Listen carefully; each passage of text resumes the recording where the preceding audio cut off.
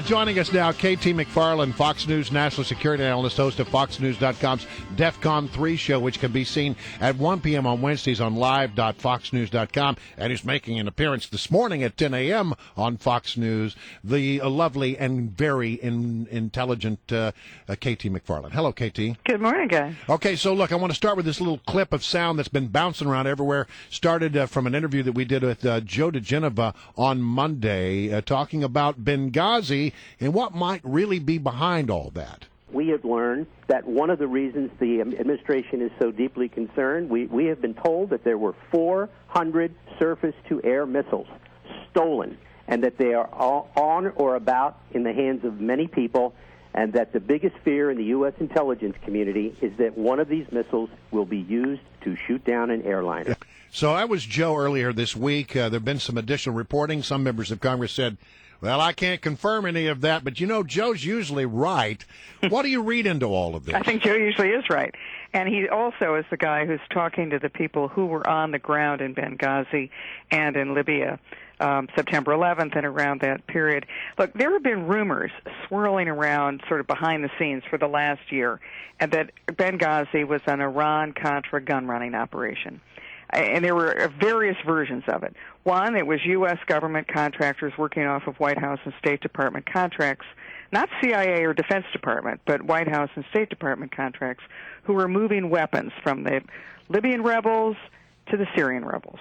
Another thought was that the U.S. was trying to buy back the weapons that we had given to the Libyan rebels and that were falling into the hands of al-Qaeda Libyan rebels. Another one is that we were using that as a cover to supply new weapons to the Syrian rebels via Turkey. I'm not sure what any of it is, but it still is very, very fishy. Well, and the fact that we haven't had any answers, I think, is the key part. You know, I came to this town during the time that the Iran-Contra scandal was just starting to break, and I know you were around back during those days. This all sort of smacks of some of that, doesn't it? Yes, and here's why. 2 years ago, when Gaddafi was ousted from power, we were in the Libyan war. We pushed Gaddafi out with the Libyan rebels. But before he was captured, everybody was saying, where's Gaddafi? There was a hunt for Gaddafi, was the headline on the news. Well, I didn't care about Gaddafi. What I cared about were Gaddafi's weapons arsenals.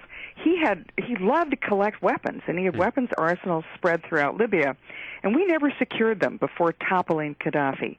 So by the time we got to some of those warehouses, the weapons were gone.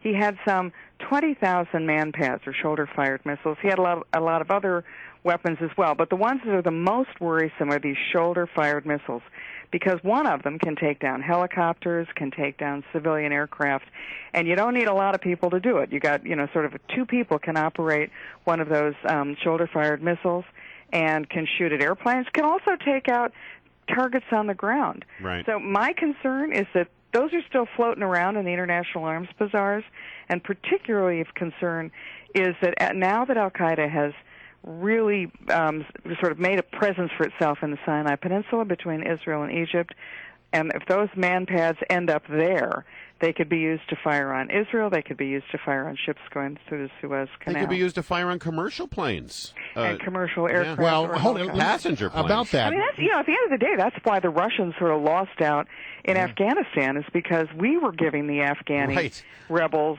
those shoulder-fired Mujahideen, yes. Exactly. About those man-pads that people talk about, which is really what we're talking about, it may have been lost in Benghazi.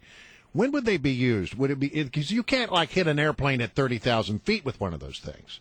No, you don't hit an airplane when it's in mid-flight, but what you do is take off or landing. Take off or landing is when you might use it. That's very interesting. Here's how you'd use it. You'd have somebody who's sort of outside of the fence of an airport, on the roof of a building or in a field or right outside his truck, and then shoots and takes down an aircraft, civilian aircraft. Military aircraft are protected against that. Not military helicopters, but military, airplanes. KT, I got to shift to Egypt because we've got news this morning. We've got 40 people reported dead as security forces went and they launched an operation to remove 2 sit-ins. There have been sit-ins going on since the military took over, and it's almost like it reminds you of Tiananmen Square. They decided this morning enough is enough. We're going to clear the square, and 40 people are now dead. Are these our allies, the Egyptian government at this point, that just shot dead these protesters? It's the problem with Egypt right now is either a switch is in one direction or it's in the absolute opposite direction. Yeah. So we had the military dictatorship, that was Mubarak, that was overthrown, and the Muslim Brotherhood came in.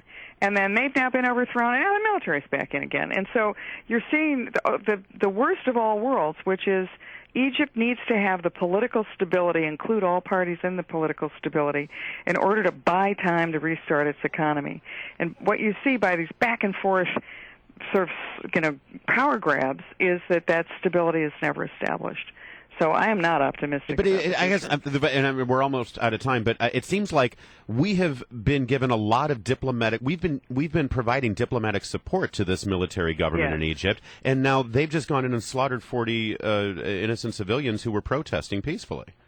Not a good thing. Yeah. The question will be: is this it, or does this now lead to more? Does this spawn more violence? It's such a mess. It's such a mess, and I don't. America's policy is incoherent. All right. Well, incoherent. That's right. Good. KT, great way, right? Thank you so much. Always a pleasure to have you on.